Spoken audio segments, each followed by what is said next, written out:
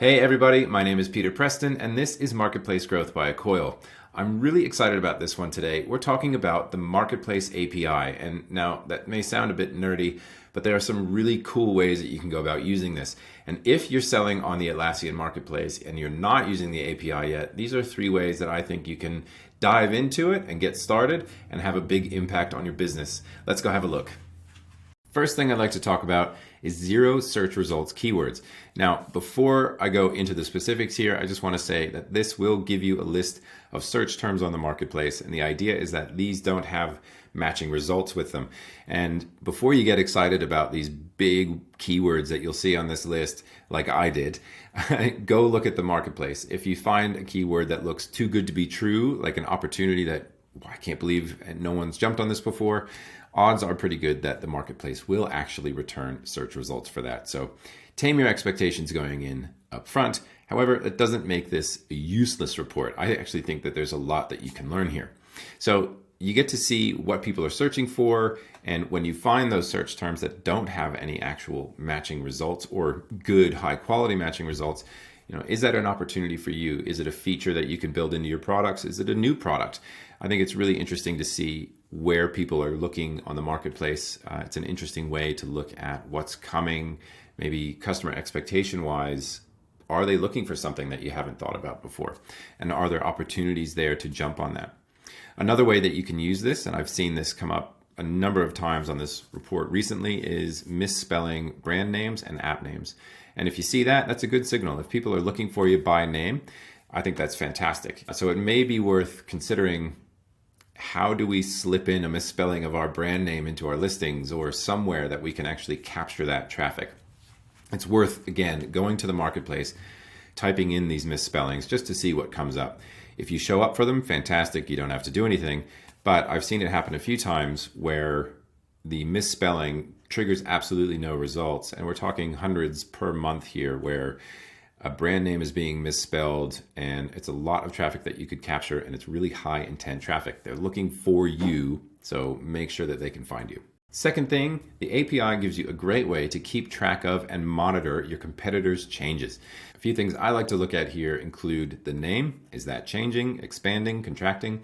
What are they doing with that? Same with the tagline and all of the highlights. The searchable and the indexable parts of a marketplace listing, are those being updated? And if you're starting to see that happen with 1, 2, or multiple competitors, maybe that indicates that customers are looking for something different that they are then providing and getting in front of, and is that something that you should be paying attention to as well? You can also look at the volume of reviews. You can do review sentiment analysis, which we'll get to in a minute. You can look for new images that might signal updates to UI. You can also watch the latest release notes and release schedule.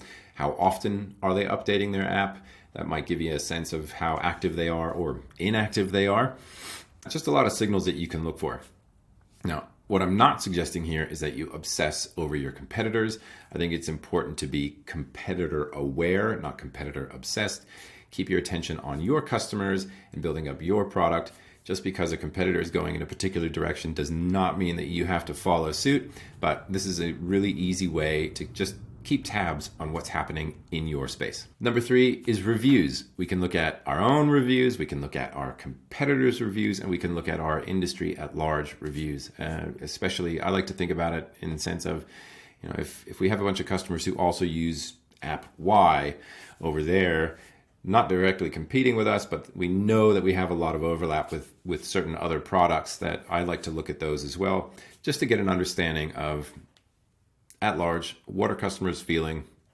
What do they like? What do they not like? What's making them happy? I always found that there's marketing gold in these reviews. And if you're looking for, again, highlights, lowlights, common themes, are there opportunities that we're missing to correct our messaging and our positioning to customers? We may be surprised, and it happened a few times with Performa, surprised by what people were absolutely falling in love with. Not necessarily what we thought they'd be falling in love with, but it was really great to get that insight from them. Product teams can use this feedback too. If you get really insightful comments in reviews, make sure that the product team sees that as well. And if you get great reviews on the product itself, it's always nice to give the product and the devs and the engineers a nice pat on the back and say, job well done, people are loving it. It's also a great way to keep an eye out for new reviews and opportunities to reply to those reviews, which you should be doing on every single review, in my opinion. It's an opportunity to write up and create a little billboard for your business right there in the review page, because let's admit it, we all go to the review page. I know that's where I go when I look at apps. I look at the name, does it match what I need? I look at the review count, is it high? And then I actually go look at the reviews to see exactly what we're talking about here. What do people love? What do people not love about it? Do I think that I'll love the same things? The way that I like to write replies is to not just say thank you or wish this was a better experience for you, but go into that a little bit deeper with them. So if a customer addresses a particular use case and you have something about that written up on your documentation or your website, link to that in your reply. Make it a little mini billboard that you can send people off for more information. A way I found to really put this process on fast forward is to strip out all the personal identifiers and names, URLs to headshots, all that sort of stuff that comes through the API. If you gather all that sort of stuff, is to just focus in on the reviews and the star count and upload that to ChatGPT's data analysis tool and ask it to run a sentiment analysis. Ask it for highlights, lowlights, and other key themes that come out of the collection of reviews that you put into it. I found it's a really useful way to go quickly through this, and it does a pretty good job of reflecting what's actually being said at large with the comments. We've gone over 3 ways that you can use the Marketplace API today, and that is 3 out of a lot of ways that you can use all of these endpoints listed on the Marketplace API page, which I'll link to down below. If you haven't started using these 3 tools or some of the other ones that are there available to you, I really encourage you to get in there, get your hands dirty, and start digging through this information. I promise you there is gold in there, and it will help you grow your business. Before I go, I'd love to hear from you. How are you using the Marketplace API? What kind of information have you learned for it that's helped your business? If you have used it, please click the link in the description below. It'll take you to a LinkedIn post. I'd love to have a discussion with you there about it. See ya.